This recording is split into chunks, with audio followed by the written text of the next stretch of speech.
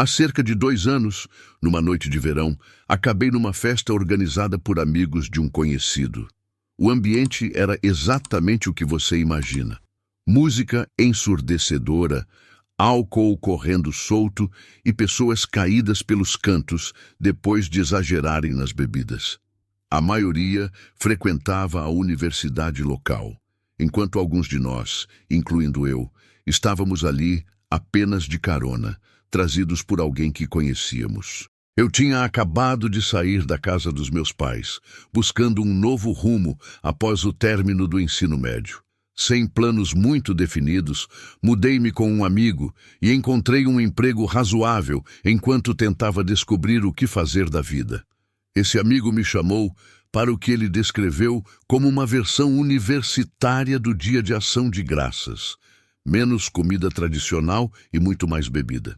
Como meus pais estavam viajando pela França, comemorando seu aniversário de casamento, a alternativa era ficar sozinho em casa. Pensei, por que não? Comida grátis, bebida de graça e ainda me distraio um pouco. A noite transcorreu conforme o esperado. Circulei entre rostos desconhecidos, troquei algumas palavras aqui e ali e meu amigo me apresentou a seu círculo social. Depois de algumas horas socializando, precisei encontrar o banheiro. No caminho de volta, passei pela sala principal, com suas enormes janelas de vidro que davam para a varanda. Algo incomum chamou minha atenção. Uma jovem sentada no parapeito, absorta na leitura de um livro, completamente alheia ao caos da festa. Intrigado com aquela cena contraditória, decidi descobrir quem preferia a companhia de um livro a se misturar com os outros convidados. Seu nome era Helena. Quando perguntei sobre o livro, ela explicou que havia sido arrastada para a festa por uma amiga que acabara de terminar um relacionamento e precisava de apoio moral. No entanto, estava tão envolvida com a história que não resistiu em trazer o livro consigo. Contei que também era um leitor dedicado durante minha adolescência, o que rendeu mais zombarias do que admiração dos meus colegas. Naquele momento, senti uma conexão imediata, alguém que entendia o valor de se perder em um bom livro, mesmo quando havia dezenas de distrações ao redor. Nem percebi o tempo passar enquanto conversávamos sobre autores, gêneros literários e recomendações. Helena até me mostrou um aplicativo de audiolivros que poderia ser uma solução para minha falta de tempo para leitura. Só nos demos conta de quanto tempo havia passado quando notamos que a música tinha diminuído e a maioria dos convidados já tinha ido embora ou adormecido em algum canto. Como ela estava sóbria, e meus amigos, com quem eu tinha vindo, estavam completamente inconscientes, Helena ofereceu-se para me levar para casa. Aceitei a carona, embora sentisse um leve constrangimento por ser tarde da noite. Ao chegarmos, convidei-a para entrar e tomar um café, mais por cortesia do que qualquer outra coisa. Para minha surpresa, ela recusou gentilmente, mencionando que tinha compromissos pela manhã, mas prometeu entrar em contato. Trocamos números e nos despedimos. Honestamente, não esperava que ela ligasse. Minhas experiências anteriores me ensinaram a não criar expectativas. No dia seguinte, por volta das 13 horas, fui despertado pelo toque do celular. Era Helena. Meu único relacionamento anterior tinha sido breve e sem grande profundidade, então não estava preparado para alguém demonstrando interesse genuíno tão rapidamente. Ela estava na porta do meu apartamento com o almoço para nós dois. O gesto me pegou desprevenido, principalmente porque não havia mencionado meu endereço exato durante nossa conversa na festa. Quando comentei isso, ela riu, dizendo que tinha boa memória. Durante o almoço, descobrimos mais sobre nossas vidas. Helena estudava enfermagem na universidade próxima e estagiava em uma clínica da região. Admirei sua determinação e foco, qualidades que eu ainda buscava desenvolver. Nas semanas seguintes, nossos encontros tornaram-se mais frequentes, evoluindo naturalmente para um relacionamento. Com o passar do tempo, ela começou a dormir mais em meu apartamento do que em sua própria casa. O arranjo funcionava bem para mim, principalmente porque eu não precisava lidar com a estranheza de dormir em um lugar diferente. Helena tinha horários irregulares por causa do estágio, então, frequentemente saía cedo ou chegava tarde, o que também me dava espaço pessoal suficiente. Uma característica que se destacou foi seu hábito de me presentear constantemente. Camisetas, bonés, pequenos acessórios, vários itens apareciam sem embalagem ou ocasião especial. Quando perguntei sobre a origem desses presentes, Helena explicou que os encontrava em promoções, brechós ou ganhava de colegas de trabalho que não os queriam mais. Achei razoável, embora algumas peças ainda tivessem o cheiro de outra pessoa, o que era um pouco desconcertante, mas nada que uma boa lavagem não resolvesse. O presente mais estranho foi um par de sapatos 2 números menores que meu tamanho. Tentei ser honesto, explicando que não serviam, mas guardei-os mesmo assim para não parecer ingrato. A reação de Helena aos presentes também me intrigava. Ela ficava mais empolgada ao me ver usando as peças do que eu próprio ao recebê-las. Seu rosto iluminava-se e ela praticamente pulava de alegria quando eu vestia uma das camisetas que havia me dado. Nos 3 primeiros meses, tudo parecia perfeito. Foi então que pequenos sinais de possessividade começaram a aparecer. Em restaurantes, Helena ficava visivelmente irritada quando garçonetes eram gentis ou puxavam conversa comigo. Seu olhar endurecia e às vezes fazia comentários sarcásticos assim que a atendente se afastava. Sem experiência prévia com ciúmes desse tipo, interpretei como um sinal de que ela realmente se importava e tentava acalmá-la, dizendo que só tinha olhos para ela. Ao mesmo tempo em que monitorava minhas interações, Helena era extremamente reservada sobre seus próprios movimentos. Questionava-me detalhadamente sobre meus planos diários, mas quando tentei fazer o mesmo, perguntando casualmente sobre sua programação, ela reagiu de forma desproporcional. "Por que precisa saber? Não confia em mim?" gritou, deixando-me completamente sem reação. Pedi desculpas imediatamente, tentando evitar um confronto maior. Quando se acalmou, Helena abriu-se sobre seu suposto relacionamento anterior traumático. Entre lágrimas, descreveu um ex-namorado controlador e violento, que se recusava a dizer onde ia, mentia constantemente e a agredia fisicamente quando ela fazia muitas perguntas. Segundo ela, permaneceu nesse relacionamento abusivo por medo até descobrir que era a amante de um homem noivo, cuja esposa esperava um bebê. Essa descoberta teria sido o estopim para finalmente conseguir deixá-lo. Sua história me comoveu profundamente. Determinado a provar que era diferente, passei a ser completamente transparente sobre todos os meus movimentos, sempre informando onde estaria e com quem. Paradoxalmente, as saídas noturnas e em horários estranhos de Helena tornaram-se mais frequentes. Sempre justificadas como plantões de emergência no estágio, essas ausências começaram a me incomodar, não por desconfiança, mas por preocupação com seu bem-estar. Com o tempo, notei inconsistências em suas histórias.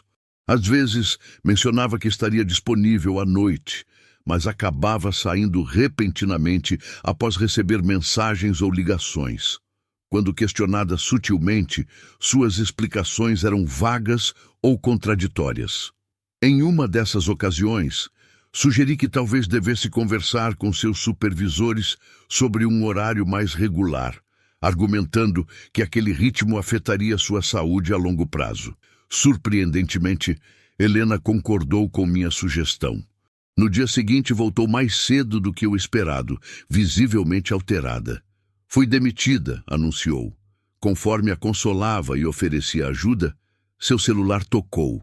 A transformação em seu rosto foi imediata, da angústia ao entusiasmo em segundos. Precisava sair urgentemente, explicou, para buscar seus pertences que uma colega havia recolhido da clínica. Algo na situação não fazia sentido. Ofereci-me para acompanhá-la, mas ela recusou veementemente.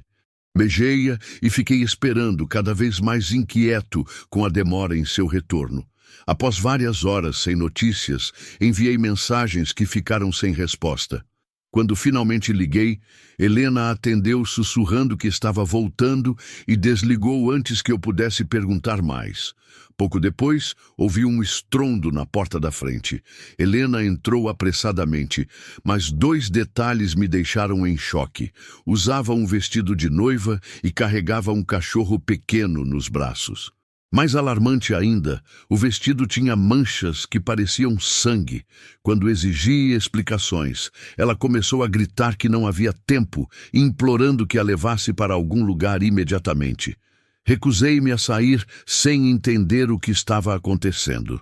À medida que a tensão escalava, Helena tentou sair sozinha, mas foi interrompida pela chegada repentina de viaturas policiais. Os oficiais ordenaram que nos deitássemos e nos algemaram. Em meio à confusão, a única coisa que consegui articular foi: "O que você fez, Helena?" No interrogatório que se seguiu, precisei explicar detalhadamente como a conheci e qual era nossa relação. Os policiais perguntaram se eu conhecia um homem chamado Victor, nome que nunca tinha ouvido antes. Aos poucos, a história real emergiu, completamente diferente da que Helena havia me contado. Não existia ex-namorado abusivo, Helena era a perseguidora obsessiva. Victor era apenas um homem que ela conheceu em uma festa, onde trocaram um beijo casual. Para ele, não passou disso. Mas Helena desenvolveu uma fixação imediata. Quando soube que Victor estava em um relacionamento sério, começou a perseguir não apenas ele, mas também sua noiva. A situação escalou para agressão física quando Helena atacou a noiva de Victor em uma loja, resultando em uma ordem de restrição. Os presentes estranhos que me dava, objetos roubados da casa do casal. O emprego na clínica era real, mas ela havia sido demitida semanas antes por faltas injustificadas. Saía do trabalho para seguir Victor. Naquela noite, invadiu a casa do casal, roubou o vestido de noiva, tentou agredir a esposa de Victor e fugiu com o cachorro de estimação deles quando ele chegou inesperadamente. Precisei convencer a polícia de que não sabia de nada disso, o que felizmente consegui fazer.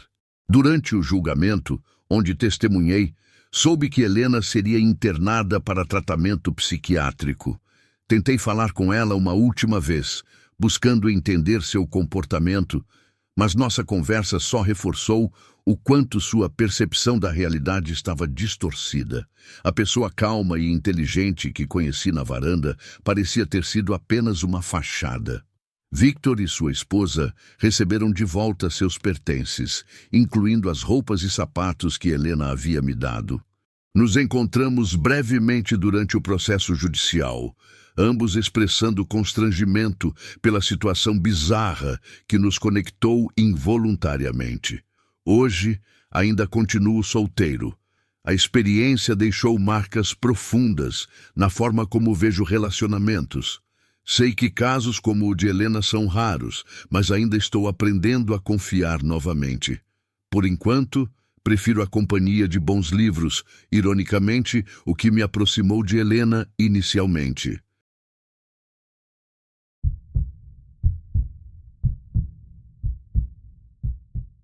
Dizem que algumas pessoas têm sorte no amor. Eu, definitivamente, não sou uma delas.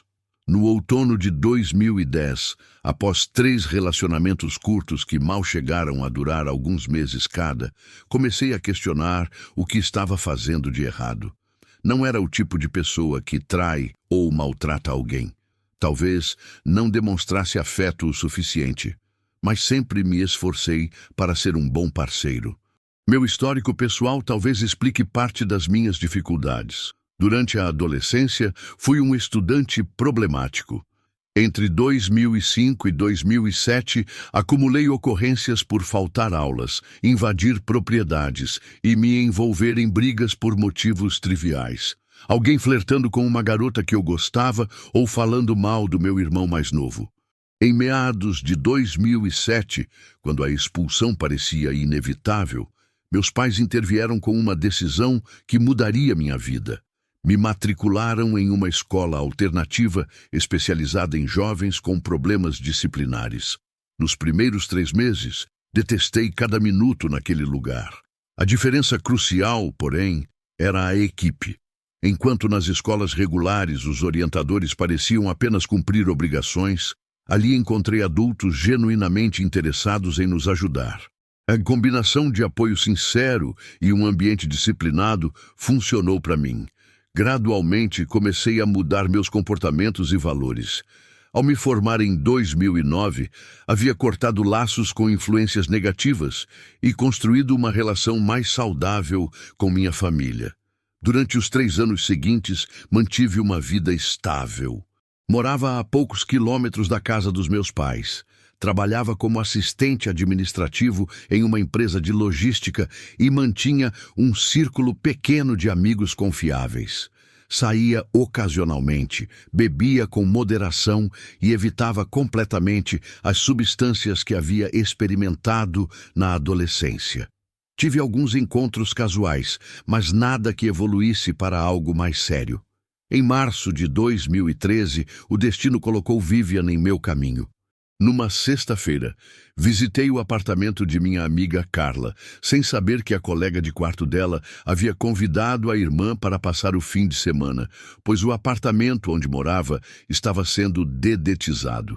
Vivian era carismática, cabelos escuros, sorriso fácil e uma confiança que me atraiu instantaneamente. O interesse parecia mútuo pela forma como mantinha contato visual e ria das minhas piadas mais simples. No dia seguinte, recebi uma mensagem de um número desconhecido. Era Vivian, que havia convencido Carla a compartilhar meu contato, alegando ter sentido uma conexão especial comigo. Fiquei surpreso, mas também lisonjeado com sua iniciativa. Começamos a trocar mensagens constantes, mesmo durante meu horário de trabalho.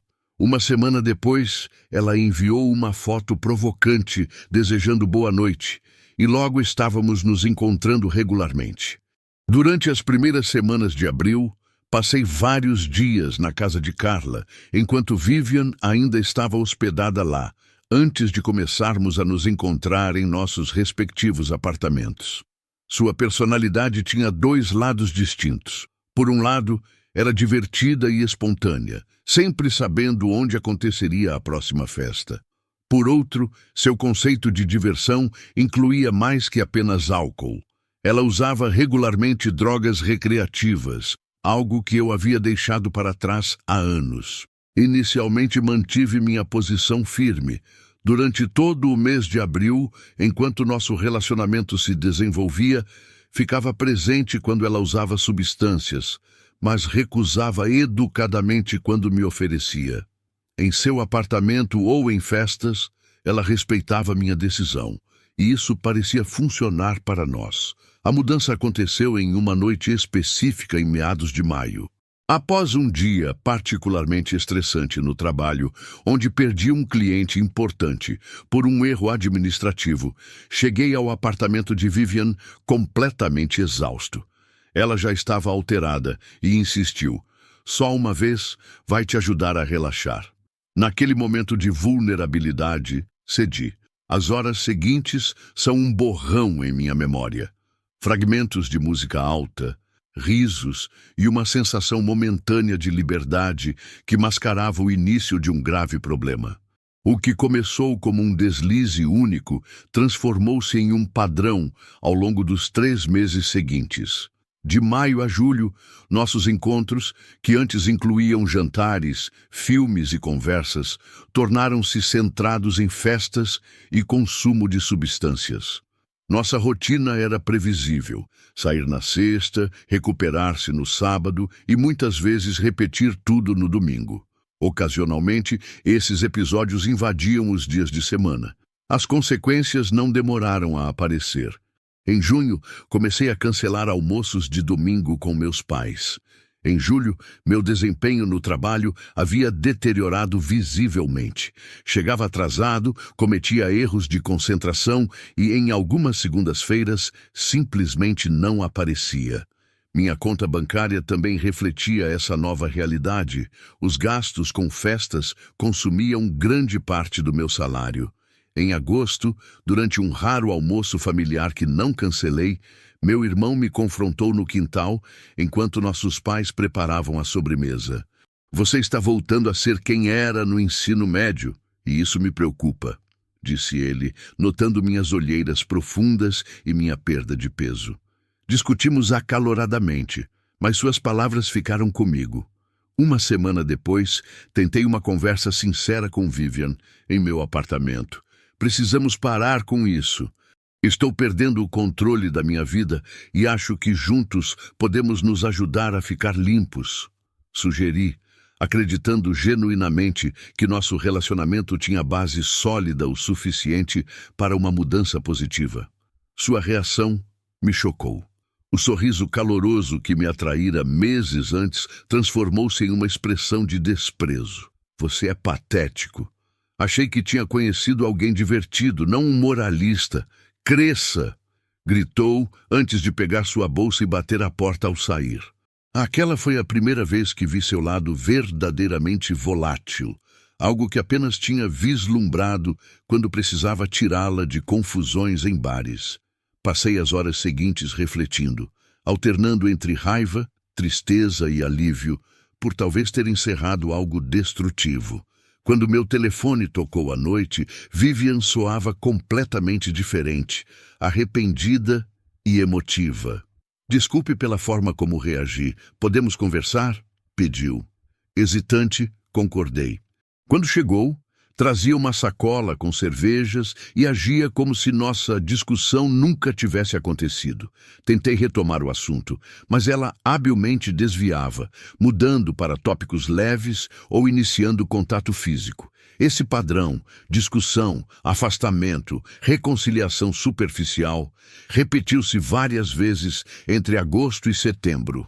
A ruptura definitiva veio na primeira semana de outubro. Na sexta-feira, recebi um e-mail do Departamento de Recursos Humanos solicitando uma reunião urgente. Na segunda-feira, fui demitido devido aos atrasos frequentes e queda de produtividade. Voltei para casa às 11 da manhã, encontrando Vivian assistindo TV em meu sofá. Perdi meu emprego, anunciei, sentindo uma mistura de vergonha e clareza. Aquele momento cristalizou minha decisão. Isso precisa acabar. Não posso continuar assim, com ou sem você. Em vez de apoio ou compreensão, enfrentei uma explosão de fúria. Vivian avançou, me agredindo com tapas e unhas que deixaram marcas visíveis em meus braços e rosto. Recusei-me a revidar, optando por abrir a porta e gritar para que saísse. A comoção atraiu a atenção de vizinhos e alguém chamou a polícia, que chegou em minutos e a escoltou para fora do prédio. Nos 10 dias seguintes, Vivian alternava entre mensagens de súplica e ameaças veladas. Você vai se arrepender disso, escreveu em uma delas. Embalei seus pertences deixados em meu apartamento e avisei que os colocaria na portaria. Ela apareceu, batendo insistentemente até que outro morador interveio. Por uma semana inteira, o silêncio. Achei que finalmente havia terminado. Durante esse período, tentei reconectar com amigos, recebendo desculpas vagas e recusas. O isolamento intensificou a sensação de fracasso e depressão que já me consumia. Em uma quarta-feira, no final de outubro, recebi um telefonema inesperado da minha mãe, convidando-me para jantar. Foi o primeiro contato depois de semanas evitando suas ligações, e senti um alívio momentâneo. Talvez as coisas pudessem voltar ao normal.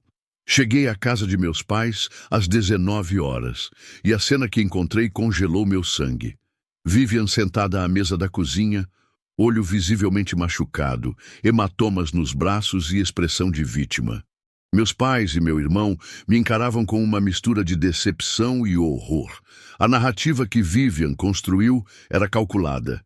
Eu a havia introduzido às drogas, ela estava grávida e eu a tinha agredido fisicamente para forçar um aborto. Meus pais, que haviam testemunhado minha adolescência problemática, encontraram nessa história uma continuação lógica de meu passado, apesar dos anos de comportamento reformado. As ameaças de chamarem a polícia eram reais. Desesperado, tentei argumentar, pedir provas da gravidez, qualquer evidência além das lágrimas convincentes que ela derramava enquanto se escondia atrás da minha mãe. Minha indignação só parecia confirmar a imagem violenta que ela pintara. Sem alternativa, deixei a casa dos meus pais, dirigi diretamente para o apartamento de Laura, amiga de longa data e, coincidentemente, colega de apartamento da irmã de Vivian. Nos conhecíamos desde 2010, quando começamos a trabalhar na mesma empresa. Ela me atendeu com expressão preocupada. Vivian havia estado lá na noite anterior contando a mesma história. Diferente dos meus pais, Laura manteve ceticismo. "Conheço você há anos. Não é o tipo de pessoa que faria isso", afirmou. Ela relatou como Vivian parecia inconsistente em detalhes, respondendo vagamente às perguntas específicas que Laura lhe fizera. Quando pressionada, Vivian alegou exaustão e se retirou para o quarto da irmã. A confirmação de que alguém duvidava da narrativa de Vivian me deu esperança. O problema agora era convencer meus pais. Laura tentou contato com eles naquela mesma noite, mas foi recebida com frieza. "Conhecemos nosso filho melhor que você", responderam, encerrando a chamada. Voltei ao meu apartamento determinado a resolver a situação. Residindo em um estado onde a gravação de conversas com consentimento de apenas uma parte é legal, elaborei um plano simples: documentar a verdade da própria fonte. No dia seguinte, liguei para Vivian, fingindo arrependimento e desejo de reconciliação. Ela chegou em menos de uma hora, atuando como se todo o drama nunca tivesse ocorrido. Me abraçou, beijou e sussurrou: "Sabia que você voltaria." Preparei um jantar simples, enquanto o telefone gravava em meu bolso. Durante a refeição, conduzi a conversa estrategicamente. Fiquei preocupado quando vi seus machucados. "O que aconteceu realmente?" perguntei, fingindo sincero interesse. Sem hesitar, Vivian detalhou como havia batido propositalmente o rosto contra uma garrafa várias vezes até conseguir o olho roxo convincente, complementando depois com uma briga provocada em um bar. "E aquela história da gravidez foi genial." "Como pensou nisso?" continuei, alimentando seu ego. Rindo, ela confessou: "Estava com medo que seus pais pedissem um teste, teria que encontrar alguém para fazê-lo por mim."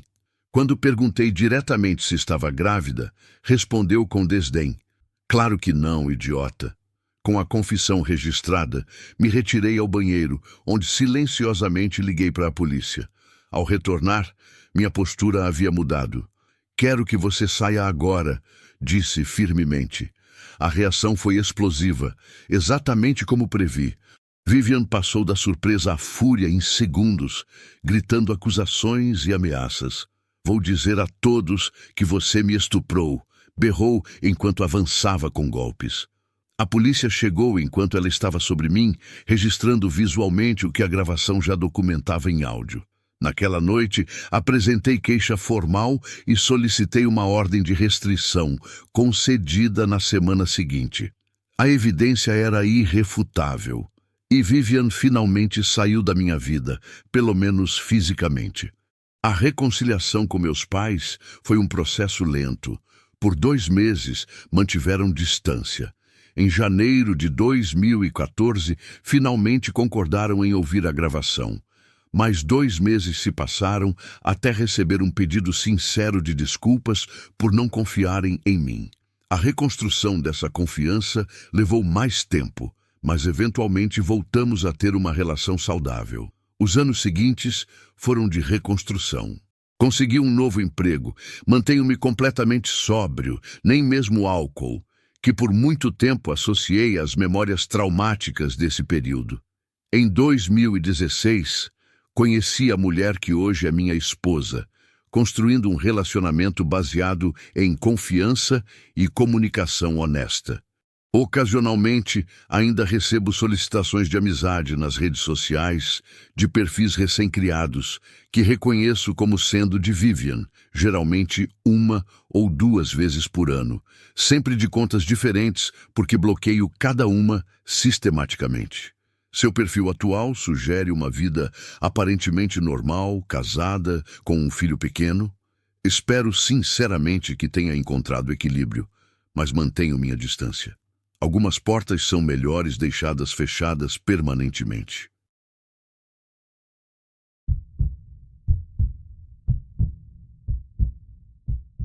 Dizem que nossas primeiras paixões moldam quem nos tornamos. Olhando para trás, nunca imaginei que meu antigo amor do colégio ressurgiria na minha vida adulta com consequências tão devastadoras. Tudo começou na minha adolescência, quando Marco e eu desenvolvemos uma amizade que, com o tempo, transformou-se em romance. Éramos inseparáveis desde o primeiro ano até aquele fatídico verão antes do nosso último ano escolar. A notícia caiu como uma bomba. Minha família se mudaria para o exterior. O trabalho do meu pai exigia nossa mudança para o Reino Unido e não havia espaço para negociação. Durante uma semana inteira, testemunhei discussões acaloradas entre meus pais. Minha mãe defendia que eu ficasse para terminar os estudos, talvez morando com minhas tias. Meu pai, porém, mantinha-se irredutível quanto à ideia de todos irmos juntos. A tensão era tanta que cheguei a pensar que se divorciariam, mas eventualmente minha mãe cedeu e começou a tentar me convencer também. Para mim, uma adolescente completamente apaixonada, aquela mudança significava o fim do mundo. Um relacionamento à distância entre continentes parecia absolutamente impossível. Numa noite particularmente difícil, visitei Marco para dar a notícia pessoalmente. A conversa foi dolorosa. Ele tentou ser positivo, sugeriu que poderíamos manter contato, que me visitaria após a formatura. Não suportei aquele otimismo que me parecia ilusório. Lembro-me de dizer com dureza que nosso relacionamento estava terminado e sair correndo. Nos dias seguintes, ignorei suas ligações, convencida de que prolongar aquela despedida só aumentaria nossa dor. As semanas finais nos Estados Unidos passaram em um borrão de caixas de mudança e despedidas. Organizei um último encontro com meus amigos próximos e então partimos. A adaptação ao Reino Unido foi mais difícil do que eu imaginava. Nos primeiros 6 meses, praticamente me isolei do mundo. Construir novas amizades exigia uma energia que eu simplesmente não tinha, ainda processando tudo que deixei para trás. Alguns amigos do passado mantiveram contato através de e-mails e telefonemas esporádicos. Marco insistiu mais que todos. A princípio, ignorei suas tentativas, mas com o passar do tempo, minha resistência diminuiu. Comecei a responder suas mensagens, depois a participar de conversas telefônicas. Para minha surpresa, ele nunca me culpou pela maneira como terminamos. Não pressionava por promessas ou compromissos impossíveis. Apenas perguntava sobre minha nova vida, minha adaptação, como eu me sentia. Nossas conversas tornaram-se um porto seguro em meio às turbulências da mudança. Meus pais, percebendo como aquele contato me ajudava, permitiram o uso de webcam para nossas conversas, desde que eu permanecesse em áreas comuns da casa. Essa concessão fez toda a diferença. Gradualmente, enquanto me adaptava à nova realidade e fazia novos amigos, consegui manter essas duas partes da minha vida em equilíbrio. Contudo, a distância e o tempo eventualmente cobraram seu preço. À medida que meu círculo social local se expandia, minhas conversas com antigos amigos, incluindo Marco, tornaram-se menos frequentes. Não houve momento específico de afastamento ou mágoas. Simplesmente seguíamos caminhos naturalmente divergentes. Nossas conversas pelo MySpace e depois Facebook foram diminuindo em frequência e profundidade. 4 anos após minha mudança, recebi um e-mail sincero de Marco. Ele expressava carinho por mim e alegria por saber que eu estava bem adaptada, mas revelava que havia conhecido alguém especial. Com honestidade admirável, pedi a minha bênção antes de iniciar um novo relacionamento. Respondi com genuína felicidade por ele, encorajando-o a seguir em frente. Depois disso, nosso contato tornou-se praticamente inexistente, reduzido a curtidas ocasionais nas redes sociais. Durante os 5 anos que vivi no Reino Unido, concluí minha formação universitária e descobri muito sobre mim mesma. Apesar de ter me adaptado bem, sempre soube que Oregon era meu verdadeiro lar. Enquanto meus pais decidiram permanecer na Europa, planejei meu retorno aos Estados Unidos. Não trazia comigo relacionamentos significativos. Nenhum romance europeu havia prosperado o suficiente para me fazer reconsiderar meus planos. Estabeleci-me a poucas cidades de distância de minha antiga casa. Consegui um emprego promissor na minha área. Adotei um gato e montei um apartamento aconchegante. Rapidamente, reconectei-me com 2 amigas próximas do passado. Mas, além dessas reaproximações, minha rotina seguia tranquila e previsível. Estava confortável com minha independência recém-conquistada e nem passava pela minha cabeça procurar Marco. Nossos caminhos haviam se separado há tanto tempo que ele raramente ocupava meus pensamentos. Então, o inesperado aconteceu. Uma mensagem no Facebook surgiu em minha tela, era Marco, dizendo que soubera do meu retorno. A surpresa inicial logo deu lugar a uma curiosidade calorosa. Trocamos algumas mensagens, compartilhei meu número e naquela mesma semana conversamos por telefone durante mais de 1 hora, como se o tempo não tivesse passado. O jantar que marcamos para nos reencontrar aconteceu poucos dias depois. A noite fluiu com naturalidade surpreendente. Bebemos, rimos, compartilhamos histórias dos anos de separação. Marco contou sobre seus relacionamentos fracassados e mencionou que estava solteiro há algum tempo. Havia algo familiar e confortável em estarmos juntos novamente, algo que me fez baixar todas as guardas. O fim da noite nos levou ao meu apartamento, onde a proximidade e a nostalgia transformaram-se em intimidade. Adormeci ao lado dele com a certeza de que essa reconexão não era mero acaso. Parecia que o destino havia traçado um círculo completo. Nos dias seguintes, começamos a nos ver regularmente, e logo contei às minhas amigas sobre esse reencontro inesperado. A reação de uma delas me surpreendeu. Com evidente preocupação, revelou que Marco havia se transformado drasticamente após minha partida. Segundo ela, ele mergulhou em uma depressão que logo se manifestou em agressividade. Tornou-se irreconhecível, desrespeitava professores, afastava amigos com seu comportamento hostil e, o mais perturbador, iniciou um padrão de perseguição a uma garota com quem teve um breve relacionamento, comportamento que culminou em sua transferência escolar compulsória. Confrontada com essa versão tão diferente do Marco que eu conhecia, tentei racionalizar. Argumentei que a dor da separação poderia ter desencadeado comportamentos temporários que não refletiam quem ele realmente era. Afinal, todos cometemos erros na adolescência. O homem que reencontrei parecia equilibrado e gentil, exatamente como eu o lembrava. Na vez seguinte em que nos encontramos, reuni coragem para abordar o assunto. Notei imediatamente como sua expressão mudou. Uma sombra passou por seu olhar antes que ele reunisse suas palavras. Sua explicação confirmou parcialmente o relato da minha amiga, mas de uma perspectiva que apelou para minha empatia. Descreveu como minha partida o deixou emocionalmente devastado e como transferiu esse sentimento de abandono para seu relacionamento seguinte. Quando a garota terminou com ele, reviveu a dor de me perder. Admitiu que seu comportamento foi inadequado e vergonhoso, algo de que se arrependia profundamente. Aquela confissão, em vez de me afastar, apenas intensificou meus sentimentos por ele. Senti-me parcialmente responsável por seu sofrimento e admirei sua vulnerabilidade ao admitir seus erros. Assegurei-lhe que o passado estava enterrado e que via o homem que ele se tornara, não seus erros de juventude.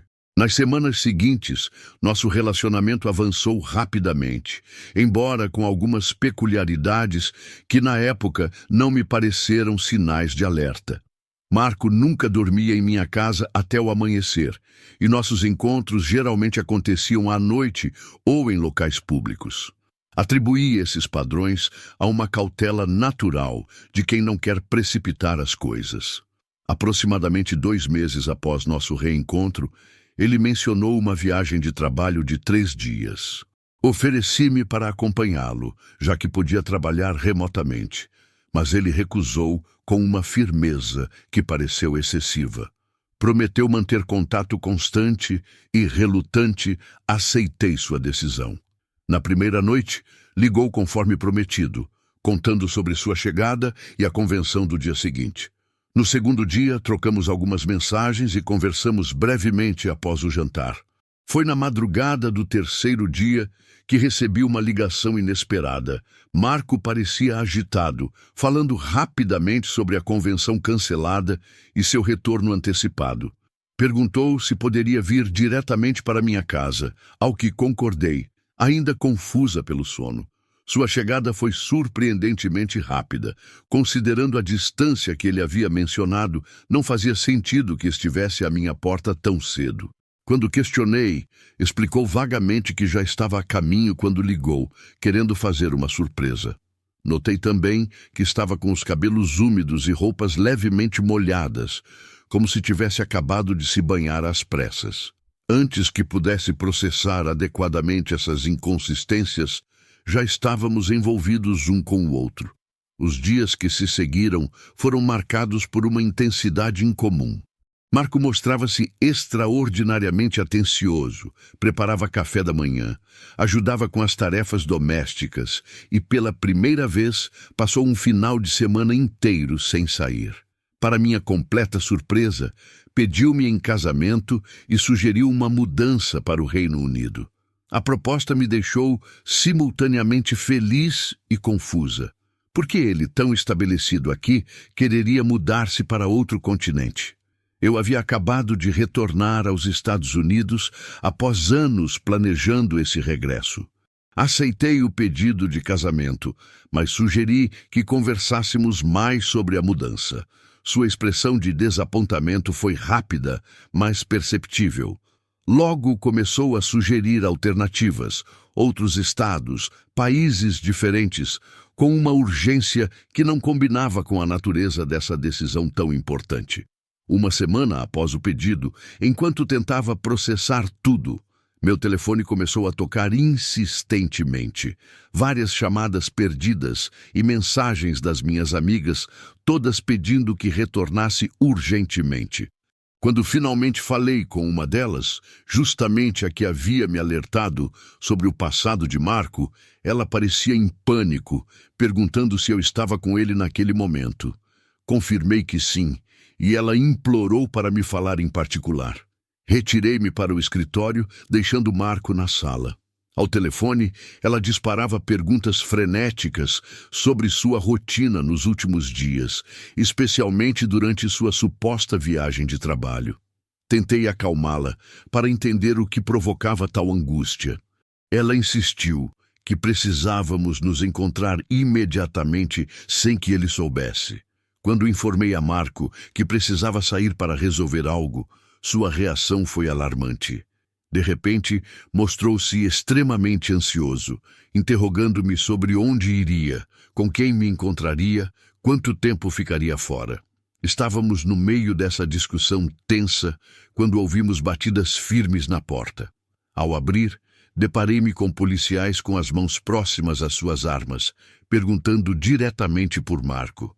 Antes que pudesse processar o que estava acontecendo, ele passou por mim, aproximando-se deles com as mãos erguidas.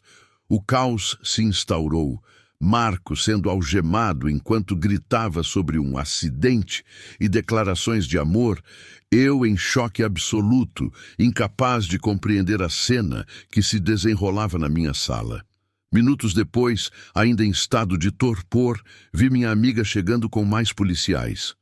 Foi através dela e dos fragmentos de informação que os oficiais compartilharam que a verdade horrível emergiu completamente. Marco não estava solteiro quando nos reencontramos. Era casado. Jamais usava aliança em nossos encontros e cuidadosamente administrava nosso tempo juntos para manter as duas vidas separadas.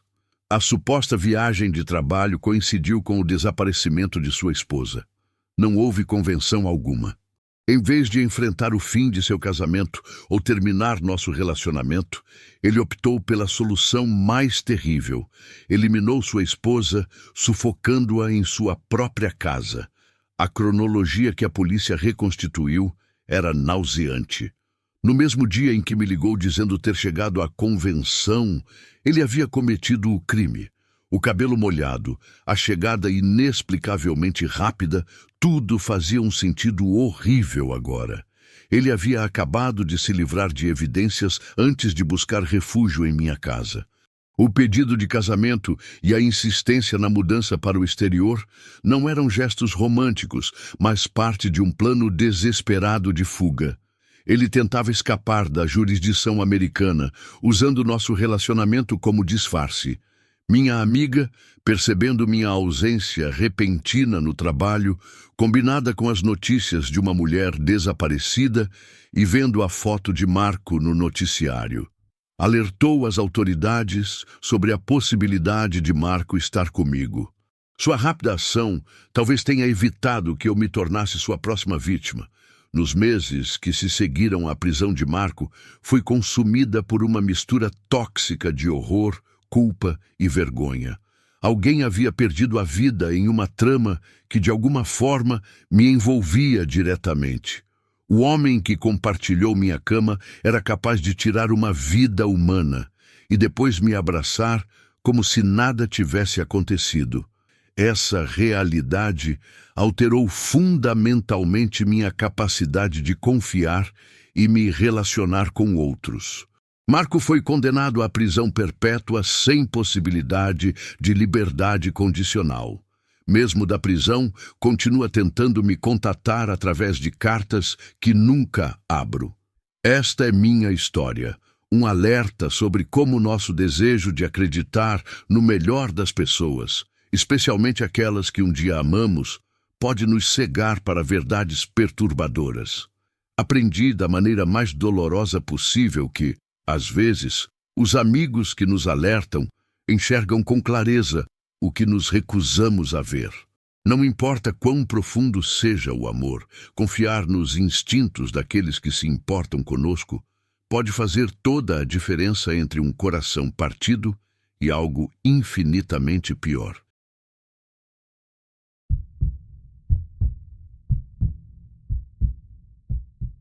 Atualmente, sou uma estudante no último semestre do ensino médio, vivendo em uma tranquila cidade na Carolina do Norte. O que vou contar aconteceu no ano passado, quando eu tinha recém-completado 16 anos. Eu trabalhava meio período, preparando cafés em uma famosa cafeteria para juntar dinheiro para a faculdade. Numa quinta-feira excepcionalmente calma, com o estabelecimento quase vazio, estava me preparando para encerrar meu turno quando um colega se aproximou com um sorrisinho suspeito. Tem um cara bonito esperando para falar com você lá fora. Confusa, olhei para a entrada. Não estava namorando e, sinceramente, não me considerava alguém que chamasse muita atenção. Ao me aproximar, reconheci imediatamente quem era. Luciano, filho do melhor amigo do meu pai. 3 anos mais velho, ele estudava na universidade local. E sempre que nos encontrávamos em reuniões familiares, parecia ter prazer especial em fazer comentários sobre meu peso, meu cabelo ou minhas roupas. O tipo de criticismo que machuca profundamente uma adolescente já insegura. Para minha total surpresa, Luciano estava ali para se desculpar. Com um buquê de flores na mão, admitiu ter sido cruel comigo por anos. Sua explicação? Estava confuso sobre seus sentimentos e não sabia lidar com a atração que sentia por mim. Você sempre foi tão autêntica, tão você mesma. Isso me intimidava. confessou ele. Como uma garota de 16 anos sem experiência em relacionamentos, aquelas palavras soaram como a mais pura verdade. Aceitei suas desculpas e, ingenuamente, o buquê também. Nas semanas seguintes, Luciano tornou-se uma presença constante em minha vida. Mensagens de bom dia, memes durante a tarde, longas conversas à noite. Ele criava apelidos carinhosos, lembrava de datas importantes e agia como um namorado perfeito aos olhos de todos. O detalhe intrigante: nunca houve um pedido oficial de namoro.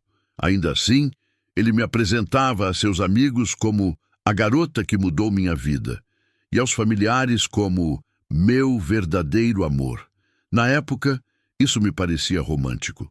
Hoje, reconheço como um sinal precoce de possessividade. Luciano aparecia em minha casa sem avisar, geralmente quando meu pai estava em casa. Como era filho do melhor amigo do meu pai e cursava uma universidade prestigiada, meu pai o recebeu sempre de braços abertos, impressionado com seu interesse sério por mim. Após 4 meses nessa dinâmica confusa, descobri por acaso que Luciano ainda mantinha encontros ocasionais com sua ex-namorada da escola. Além disso, seu comportamento possessivo tinha escalado. Ficava visivelmente irritado quando eu saía com minhas amigas e questionava cada interação minha com colegas homens. Decidi encerrar o que quer que tivéssemos. Sua reação me desconcertou completamente. Sem demonstrar qualquer emoção, simplesmente deu de ombros e disse: "Se é isso que você quer, querida." Esperava lágrimas, pedidos de desculpas, ou ao menos algum sinal de que ele se importava. Sua frieza me deixou com uma sensação estranha, mas concluí que o capítulo estava encerrado. Que engano! Nas semanas seguintes, notei que objetos em meu quarto estavam ligeiramente fora do lugar quando eu voltava da escola.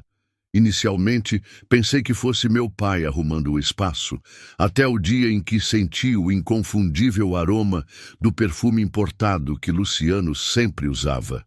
Ao confrontá-lo sobre suas visitas não autorizadas, suas respostas eram sempre evasivas. "Passei para emprestar um livro ao seu pai", ou "somos praticamente família, não vejo o problema." O problema, obviamente, era o completo desrespeito aos meus limites e privacidade. Tentei explicar a situação ao meu pai, mas ele minimizou minhas preocupações. "Você está exagerando. Luciano é um bom rapaz, de família excelente. Deveria dar outra chance a ele." Meu pai, sempre tão protetor em outras situações, parecia cego aos sinais de comportamento controlador de Luciano. O que eu não percebia era que este era apenas o começo de um padrão perturbador. Em março, quando meu veículo apresentou problemas, descobri que alguém havia esvaziado parcialmente um dos pneus. 2 semanas depois, outro pneu furado. No mês seguinte, o terceiro. A mecânica concluiu que os danos tinham sido deliberadamente causados por algum objeto pontiagudo. Na época, não estabeleci a conexão óbvia. Aproximadamente 2 meses após nosso término, começou a ficar mais evidente que Luciano não havia aceitado o fim. Notei sua picape estacionada próxima à escola quando eu saía das aulas. O mesmo veículo aparecia no estacionamento da cafeteria durante meus turnos. Por ser um modelo comum na região, inicialmente duvidei da minha percepção. Como entusiasta de podcasts sobre crimes reais, sempre brinquei com minhas amigas sobre minha paranoia saudável. Ironicamente, essa mesma inclinação para o macabro me fez duvidar de meus instintos quando realmente importava. A confirmação veio quando meu veículo precisou ficar na oficina por 1 semana devido ao problema recorrente nos pneus. Numa manhã gelada, ao sair para pegar o ônibus escolar, avistei a picape de Luciano estacionada a meia quadra de casa. Nossos olhares se encontraram por um breve segundo antes que ele ligasse o motor e partisse rapidamente. Foi como se um quebra-cabeça se completasse em minha mente. Os pneus danificados, as pequenas marcas de pegadas que ocasionalmente apareciam sob minha janela, a sensação constante de estar sendo observada. paralisada pelo medo e com lágrimas nos olhos, liguei para meu amigo Maurício, um estudante de direito. Após ouvir toda a história, ele explicou com pesar as dificuldades legais da situação. Sem provas concretas, como vídeos, mensagens ameaçadoras ou testemunhas, seria praticamente impossível obter uma ordem de restrição. Luciano é carismático e vem de uma família influente, explicou Maurício. Seria sua palavra contra a dele, e ele facilmente distorceria a história para parecer que você está exagerando. Nas últimas semanas, tenho tentado documentar esses episódios. Instalei uma câmera discreta na varanda e tento fotografar seu veículo quando o avisto. Mas a iluminação precária da rua e a distância que ele mantém ultimamente tornaram essa tarefa quase impossível. Há 3 dias não vejo sinais dele, o que, ironicamente, apenas intensificou minha ansiedade. Esta aparente calmaria me parece mais uma mudança em sua estratégia do que um verdadeiro fim. Estou determinada a não deixar que isso controle minha vida. Conversei com a orientadora escolar sem mencionar nomes específicos, e ela me indicou recursos sobre segurança pessoal e assédio. Planejo contar a verdade completa ao meu pai assim que reunir evidências mais concretas. Enquanto isso, nunca estou sozinha. Sempre saio acompanhada de amigas e mudei completamente minhas rotas e rotinas. Não sei qual será o desfecho desta história, mas me recuso a viver como uma prisioneira do medo.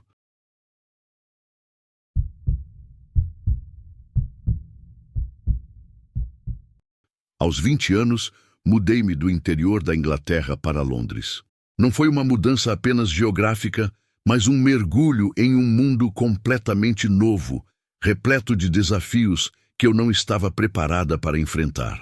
Embora projetasse uma imagem de segurança e determinação, carregava por dentro um vazio de autoestima que me tornava vulnerável.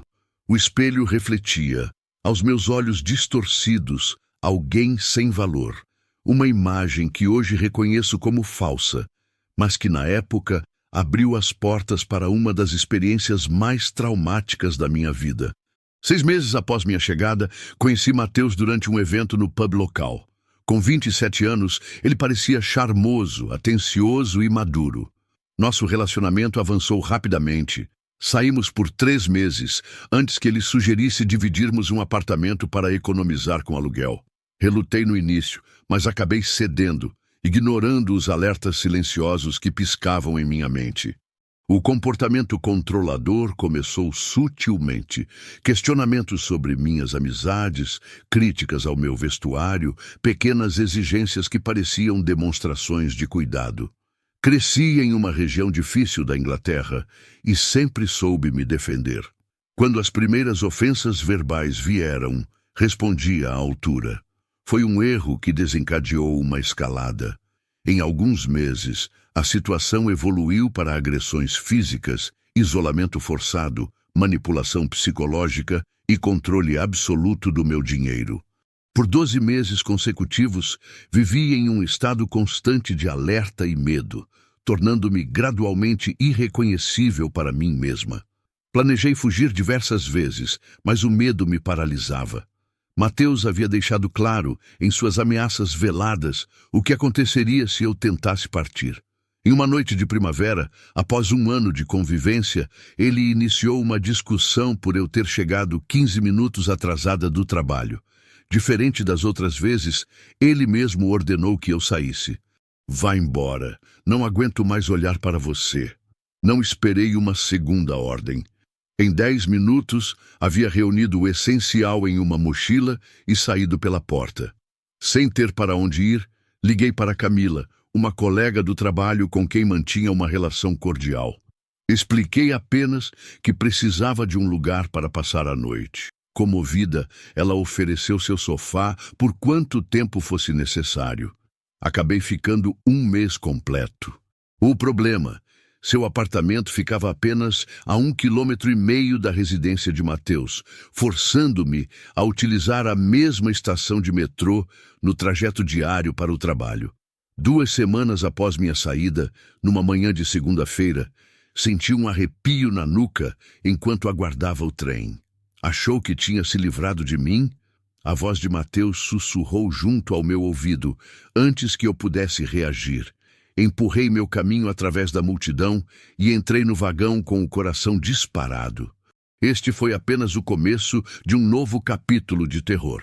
Nas 3 semanas seguintes, ele apareceu na estação 4 vezes. Nunca fazia escândalo nem chamava atenção. Posicionava-se estrategicamente atrás de mim, na fila do bilhete, ou me seguia pelo mezanino, sempre murmurando ameaças, com uma tranquilidade calculada que me causava mais medo que qualquer grito. Mantinha-me completamente impassível durante esses encontros, sabendo que qualquer reação alimentaria sua satisfação doentia.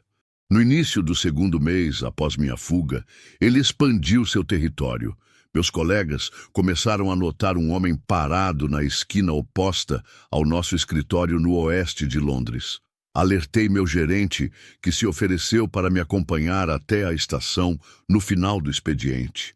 Contudo, naquela época, início dos anos 2000, telefones celulares não eram acessíveis como hoje, limitando nossa capacidade de comunicação emergencial.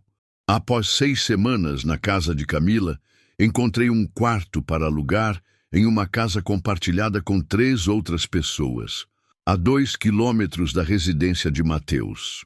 Ainda no mesmo bairro, sim, mas já conhecia a região, tinha estabelecido algumas amizades e, principalmente, não tinha recursos financeiros para me mudar para uma área mais distante, já que Mateus havia controlado todas as minhas economias.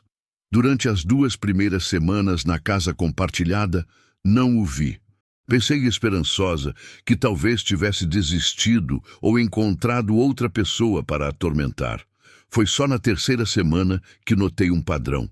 Uma van branca com vidros escuros permanecia estacionada na esquina oposta à casa, aparecendo sempre às 7 da manhã e saindo por volta das 11 da noite. Inicialmente, assumi que pertencia a algum trabalhador local. A confirmação de que era Mateus veio de forma perturbadora. Voltando do mercado numa tarde de sábado, peguei-o no exato momento em que saía da van para esticar as pernas. Escondi-me rapidamente atrás de uma árvore, observando-o entrar novamente no veículo. Fiquei gelada. Ele havia encontrado meu novo endereço e agora monitorava cada movimento meu. No dia seguinte, enquanto eu estava no trabalho, Mateus abordou Tiago, um dos meus colegas de casa, fingindo ser um primo preocupado que precisava me entregar um recado urgente da família. Como nunca havia compartilhado com eles os detalhes do meu relacionamento anterior, Tiago acreditou na história e forneceu meu número de telefone sem hesitar. Naquela mesma noite, o telefone da casa começou a tocar incessantemente. Quando atendíamos, só havia silêncio do outro lado, até que a ligação era desligada. Após 3 noites desse tormento, reuni meus colegas de casa e revelei toda a situação. Horrorizados, prometeram não fornecer mais informações a ninguém e desligar o telefone antes de dormir. As ligações, no entanto, eram apenas o começo. Presentes indesejados começaram a aparecer na soleira da porta, flores murchas, chocolates abertos, cartões com mensagens perturbadoras. Meu quarto ficava no térreo, com uma janela voltada para a rua. Uma madrugada, acordei com o barulho de vidro quebrando. Um tijolo havia sido arremessado, espalhando cacos por toda a cama. Se eu estivesse dormindo naquele momento, certamente teria me ferido gravemente. Tenho pavor de pássaros desde a infância, um detalhe íntimo que apenas Mateus conhecia. Em uma manhã especialmente fria, encontrei um pardal morto cuidadosamente posicionado diante da minha porta. Na semana seguinte foram 2, na outra 3. Era como se ele contasse os dias, aumentando a intensidade do horror a cada semana. No começo de 2001, o Reino Unido finalmente classificou o assédio persistente como crime, mas a realidade da aplicação da lei estava longe do ideal. Uma manhã, encontrei uma carta datilografada sob a porta. Nela, detalhes precisos de cada lugar que havia visitado na semana anterior. Segunda-feira, 14h30, café na esquina da Oxford Street. Por que escolheu sentar-se com aquele homem de camisa azul? Terça-feira, 19h20, Livraria Harrison. O livro que comprou não parece seu estilo. E assim seguia, dia após dia, horário após horário. A mensagem era clara. Não havia um só momento em que eu não estivesse sendo observada. Com minha mãe gravemente doente, lutando contra um câncer avançado, não podia adicionar mais essa preocupação à vida da minha família. Meu pai e irmãos já enfrentavam o suficiente. Após 3 meses de perseguição implacável, elaborei um plano. Fingir que estava deixando Londres permanentemente. Em um domingo movimentado, sabendo que ele estaria observando, carreguei todas as minhas malas em um táxi e parti para a estação ferroviária, comprando ostensivamente uma passagem só de ida para minha cidade natal. Fiquei hospedada na casa de Sofia, minha melhor amiga desde a infância. Não contei a ela sobre Mateus, apenas mencionei que Londres não havia funcionado como esperava. No terceiro dia em casa, enquanto caminhava pelo centro da cidade, tive a impressão de ver um rosto familiar virando a esquina. Convenci-me de que era apenas paranoia, um reflexo do trauma que carregava. Na quarta noite, Sofia organizou um pequeno encontro com amigos em comum. Fomos a 2 bares locais, assistimos a uma banda de rock independente no pub da cidade e terminamos a noite em sua casa, conversando até tarde. Pela primeira vez em meses, senti um vislumbre de normalidade. 5 dias depois, retornei discretamente a Londres com um plano. Reunir dinheiro suficiente para me mudar para outra cidade, talvez Manchester ou Birmingham. Encontrei um bilhete no capacho do meu quarto. Dentro, uma lista detalhada de cada lugar que havia visitado em minha cidade natal, incluindo nomes dos amigos com quem estive. Quinta-feira, 21h45, barzinho. A cerveja estava boa. Lucas parecia muito interessado em você durante aquela música dos Arctic Flames. Sexta-feira, 1h20, ainda na casa de Sofia, rindo alto demais, esquecendo-se do que me prometeu. O texto terminava com uma ameaça explícita sobre o que aconteceria comigo por trair sua confiança. O telefone da casa tocou naquela mesma noite. Era Mateus, alternando entre gritos incoerentes e sussurros calculados. Uma semana depois, encontrei Ricardo, um conhecido em comum dos tempos em que namorávamos. Ele me revelou, visivelmente desconfortável, que Mateus havia dirigido 300 quilômetros até minha cidade natal, após descobrir, através de um colega do meu antigo trabalho, para onde eu havia ido. Segundo Ricardo, Mateus me viu saindo com Sofia e os outros. Seguiu-nos durante toda a noite e, no dia seguinte, abordou Lucas no pub local, fingindo ser um velho amigo da escola para descobrir seu nome completo e outros detalhes. 6 meses se passaram desde que deixei o apartamento de Mateus. Acreditava que, mesmo continuando a me atormentar, ele jamais ultrapassaria certos limites.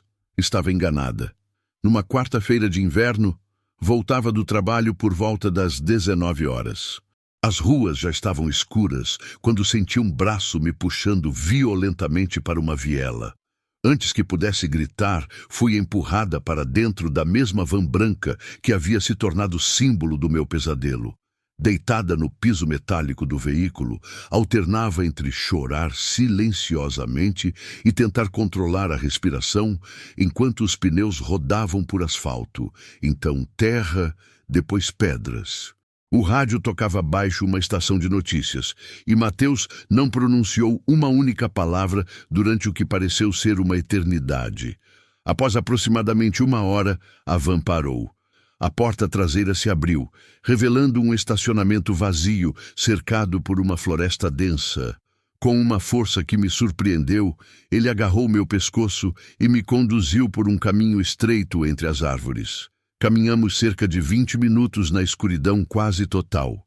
Meus pés tropeçavam em raízes e pedras, mas toda vez que caía, era brutalmente erguida e empurrada adiante. Implorei, questionei, chorei, mas ele permanecia em um silêncio sepulcral, como se tivesse desligado completamente sua humanidade. Finalmente, chegamos a uma pequena clareira. Com o pouco de luz que sua lanterna fornecia, vi que ele havia preparado o local com antecedência. Atrás de uma árvore mais grossa, havia um galho no qual estava amarrada uma sacola plástica. Percebi depois que continha uma pá e outros instrumentos. Mateus me empurrou e apontou para um retângulo escavado no solo, não muito profundo, mas com as dimensões precisas de um corpo humano. Está vendo? É sua nova casa. Sua voz soava estranhamente calma. Não me importo de passar 10 anos na prisão, sabendo que você estará aqui, pagando por tudo que me fez. Do bolso, retirou uma corda. Seu rosto, iluminado apenas parcialmente pela lanterna posicionada no chão, parecia pertencer a outra pessoa. Seus olhos, antes castanhos e calorosos, agora pareciam 2 buracos negros desprovidos de qualquer emoção reconhecível. Uma mão apertava minha garganta, enquanto a outra segurava a corda a poucos centímetros do meu rosto.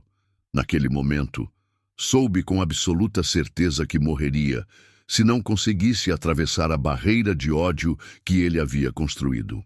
O medo era tão intenso que perdi o controle da bexiga, mas ele sequer pareceu notar. Com uma clareza que só vem quando estamos face a face com o fim, compreendi que minha única chance era apelar para a última gota de humanidade que poderia restar nele. Mateus, olhe para mim. Minha voz saiu surpreendentemente firme. Sei que errei. Tudo isso é culpa minha. Machuquei você, traí sua confiança. Mas você não precisa fazer isso. Podemos voltar, recomeçar. Agora entendo quanto você realmente me ama. Repeti essas frases, variando ligeiramente as palavras, olhando diretamente em seus olhos, até perceber uma hesitação, um breve lampejo de dúvida. Gradualmente, a pressão em minha garganta diminuiu. Seus olhos pareciam recuperar algo da pessoa que conheci no início. Você voltaria comigo? Depois de tudo? Perguntou com uma voz quase infantil. Concordei veementemente, dizendo que precisava apenas buscar algumas roupas e pertences pessoais. Ele pareceu acreditar, ou talvez apenas quisesse acreditar. O caminho de volta foi feito em silêncio, mas de natureza diferente, não mais ameaçador, apenas vazio. Quando chegamos ao meu endereço, corri para dentro e tranquei a porta, desabando no corredor. Tiago, vendo meu estado, imediatamente chamou a polícia enquanto Mateus, percebendo que havia sido enganado, começou a buzinar freneticamente, esmurrar a porta e gritar obscenidades na rua. Quando as viaturas chegaram, ele já havia partido, mas não sem antes quebrar o para-brisa de um carro estacionado nas proximidades. Forneci à polícia todos os detalhes: seu nome completo, endereço, local de trabalho, descrição da van, o histórico de perseguição e o sequestro recente. Um oficial tomou meu depoimento enquanto outro foi procurá-lo. Algumas horas depois, fui informada de que haviam localizado Mateus em seu apartamento. Segundo o policial que retornou, ele negou todas as acusações, alegando que eu havia inventado tudo por despeito após nosso término. Sem testemunhas do sequestro e sem evidências físicas além do meu estado emocional e algumas marcas no pescoço que poderiam ser atribuídas a outras causas, a polícia disse que podia apenas adverti-lo formalmente e registrar a ocorrência. Entreguei as notas que ele deixou, mostrei as fotos que havia tirado dos pássaros mortos e dei a placa da van branca. Os policiais verificaram o veículo, mas descobriram que estava registrado em nome de um amigo de Mateus, que alegou emprestá-lo ocasionalmente. Sem flagrante ou evidências conclusivas, disseram que não podiam prendê-lo. Nas semanas seguintes, o assédio continuou, embora com uma intensidade ligeiramente menor. Passei a carregar um alarme pessoal, spray de cabelo que poderia servir como arma improvisada nos olhos de um agressor, uma pequena chave de fenda escondida no forro da bolsa e um apito de emergência. Dormia apenas 2 ou 3 horas por noite, sempre em sobressaltos. Alimentar-me tornou-se uma batalha diária. Cada garfada parecia pesar toneladas. Um mês após o incidente na floresta, 2 antigos amigos de Mateus me procuraram separadamente para alertar que ele estava obcecado com vingança após meu contato com a polícia. Aconselharam-me a deixar Londres imediatamente. Consultei um advogado que, por uma pequena taxa, redigiu uma carta formal de cessação e desistência, ameaçando ações legais mais severas se o comportamento persistisse. 2 dias depois de enviar a carta por correio registrado, encontrei seus pedaços rasgados metodicamente, formando um círculo perfeito ao redor do tapete da entrada do meu quarto. A mensagem era clara: documentos legais não o deteriam. Percebi naquele momento que precisava de um plano muito mais drástico se quisesse realmente me libertar daquele pesadelo.